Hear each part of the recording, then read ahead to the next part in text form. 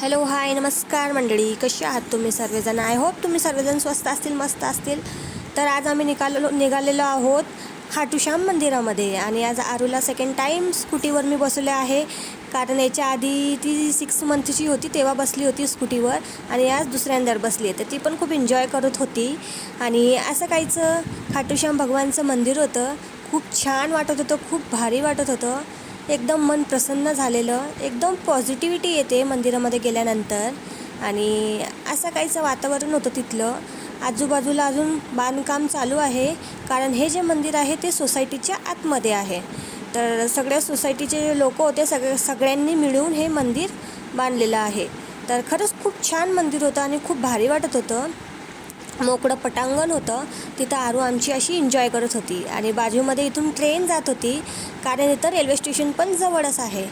तर असं मोकळं पटांगण होतं. आणि इथं संध्याकाळी 7 वाजता भजनं कीर्तन होतात ह्या मोकळ्या पटांगणमध्ये. आणि खूप भारी वाटतं खरंच संध्याकाळच्या वेळी. तर आरूला मी इथं बोलली, आरू जय बाप्पा कर. तर ती अशी जय बाप्पा करत होती देवांना. आणि तिला बनाना दिला होता खायला, तर ती खात खात एन्जॉय पण करत होती आणि देवदर्शन पण करत होती. तिला असं मोकळं भेटलं तर तिची छान खेळत असते. तर असं काहीचं हे मंदिर होतं खाटूश्याम भगवानचं. त्यानंतर आम्ही निघालो थोडंसं आरूसाठी गार्डनमध्ये, पार्कमध्ये तिला घेऊन जायला. तर असं सोसायटीचं बांधकाम चालू होतं आतमधलं, ते तुम्हाला दिसतच असेल. काही घरं बनलेले आहेत आणि काही अजून बनलेले नाही आहेत. त्यानंतर आम्ही पोचलो इथं पार्कमध्ये. असं काहीचं हा पार्क होता संध्याकाळच्या वेळी.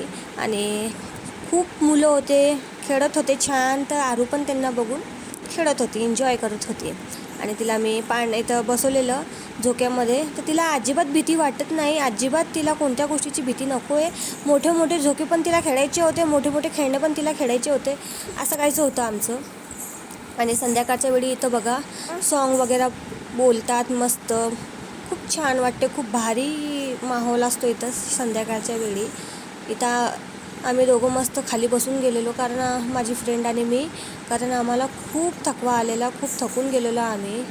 तर हे आहे माझी फ्रेंड वैशाली दी, माझ्यापेक्षा मोठी आहे पण माझ्या लहानपणाची मैत्रीण आहे. तुम्ही बघू शकता आरू कशी एन्जॉय करते तिची. तिला अजिबात कोणत्या गोष्टीची भीती नाही आहे. तिची खेळत असते, मस्त एन्जॉय करत असते. तिला कोणाची गरज पण पडत नाही. तर तिला पार्कमध्ये आणलं तर तिला पण थोडं बरं वाटलं.